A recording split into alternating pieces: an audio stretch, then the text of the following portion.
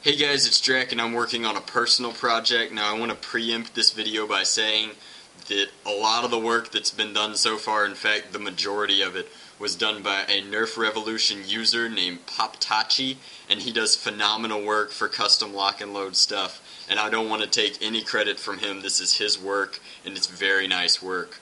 The only thing that was wrong when I got the box from him in the mail is that this tab had popped off the breech, and ultimately, that's totally okay because I needed to take it off anyway if I was going to paint it, and B, the rest of the work is so flawless that you can't complain about anything he's done. First, he's taken the original lock and load spring, which I hope to replace with either an Eagle Eye or a Chain Blazer or some other vintage spring that'll fit this plunger tube, and he's left that in there. This is a nylon kind of rod that I acquired for the lock and load to use in conjunction with the catch, which is part of the plunger head for the lock and load, so I didn't have to cut in a notch.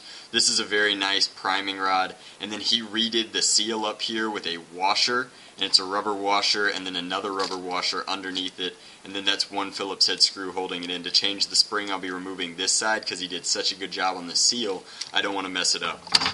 The other thing he does is he makes these custom brass breeches that fit into, and let me see if I can show this to you. He leaves the trigger and the original catch mechanism, and then he installs this PVC pipe, which this breech kind of slides into and lines up with, so that, and I'm not going to put it in yet because I'm not done painting, but it fits in there and lines up with this window on the lock and load so that you have what amounts to an integrated breech, which makes this a really cool sidearm and far more compact than a night finder.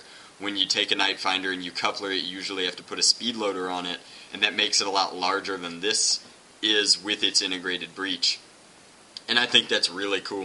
The other thing Poptachi did is he created for me this brand new plunger tube. He carved in a groove so that this catch from the lock and load, like you can see, fits in here and will still catch, which is too cool.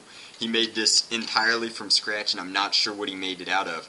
You can see that there's a dart stopper in here so that it can't vacuum load, which it needs because the seal is flawless. The breech opens and closes like this. Typically this tab is attached right here, but again it broke off. I'll be fixing it after I paint it, and then that's used to open and close the breech when the lock and load is put together entirely. Now I know a lot of you guys don't want me to paint vintage blasters, but the fact of the matter is I love the lock and load. I've been collecting them for some time, and I now have 4 lock and loads, so this one's going to be painted up in my colors, and I'm doing that because it's my personal blaster, and I think that that'll look really nice. I'm going to start by frog taping off the original black, because I like where it's black. I'm going to remove this custom piece that Poptachi installed, which again is so cool. It looks like he's solvent welded this orange from the original plunger tube into his PVC pipe so that it fits, and then on the back here he installed a new screw port so that I can remove it. I'll take that out, paint that black. Everything that's purple now will be painted red. The last thing I want to talk about is the shell work he did. He took the notch here that would normally be on a lock and load and shaved it off, and then he shaved down the running rails that used to be there for the original slide that kind of looks cool. And that custom work will only be nicer after I get done painting it, because you won't be able to see his sanding marks despite how clean they are. He's also taken off a lot of the ridges back here, and he installed, again it's tricky to see, this custom nylon piece here which keeps the plunger tube from moving up and down. It wasn't a big deal when the lock and load was stock, but now that it's got this new plunger rod, this is very helpful because it keeps this in place for a much smoother prime. All in all, I couldn't be happier with the work that Poptachi has done, and if you want any work from him, I highly suggest looking him up on Nerf Revolution, but I'm going to start doing my paint job to this now, and I'll show you what it looks like and how it functions when it's complete. I wanted to show you guys before I head out to paint it that this is my finished sanded and washed lock and load before I lay down the coat of Fanger red. I've tried a new frog taping technique that I learned from Nerfomania, where he basically coats everything and then cuts out specifically what he wants frog taped. And my lines there are really, really clean. I'm going to tuck them down in again right before I paint just to make sure they stick. But this ought to be a really fine paint job by the time I'm done. I'll show you what it looks like after those coats of paint. Also, these pieces here, here, and here have also been sanded and washed, and I'll be painting those black. Alright guys, I wanted to make one quick segment showing you that I have two-part epoxied on back this piece after I painted it. And to get more spring compression, since I couldn't find a better spring, I've created what I'm going to call a hybrid spring, where I basically aligned the two springs into each other's threads and then two-part epoxied them together. I really wish I had welding equipment so I could do that instead, but let's see how this works first. Before I show you the end result, I want to show you this. This is a vintage Nerf lock and load in its stock form. These things are so cool. They're probably my favorite vintage gun. They shoot megas very well, and I wanted you to see that before I showed you this. I'm not going to name it anything. I'm just going to call it the Fanger lock and load or Drac's lock and load, because let's face it, the alternatives sound awful.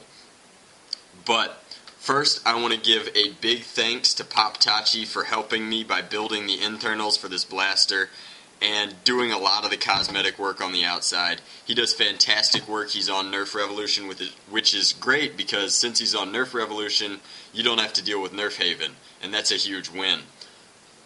The only other thing I wanted to mention before I fire it for you is that it's got a really cool paint job.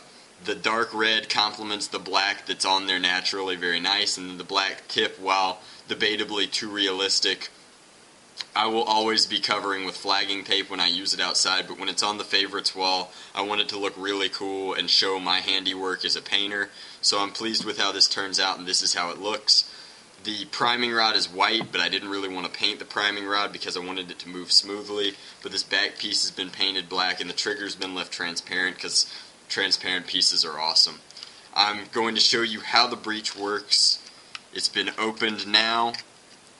Darts go in. You don't have to worry about vacuum loading because the blaster has a dart stop built into it again. Thanks, Poptachi. Priming is pretty simple.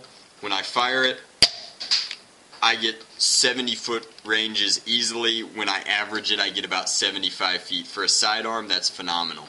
It's better than my Tron Night Finders, which is great because I wanted to replace my Tron Night Finders with something that looked cooler and had that vintage factor, and this does all of that. The only thing I can think of that hits harder than this in the southeast that I've seen at Nerf Wars is EOC Dragon's pistol splat, and that thing is just unholy. It hits 90 feet, which for a sidearm is ridiculous, but this comes close, looks nice, and I use swords anyway, so this is just a fine compliment to my loadout. Very pleased with how this turned out. I want to thank Poptachi again. I can't thank him enough. I very rarely ask people for help with my blasters, but when I do, it's nice to have the best. And he's certainly the best at making these Poptachi style breeches, which is why they're called that. All the internals are great. The outside cosmetics are flawless, and I'm pleased with how this turned out. So everybody else, thanks for watching. Got a giveaway video coming up soon, so be on the lookout for that.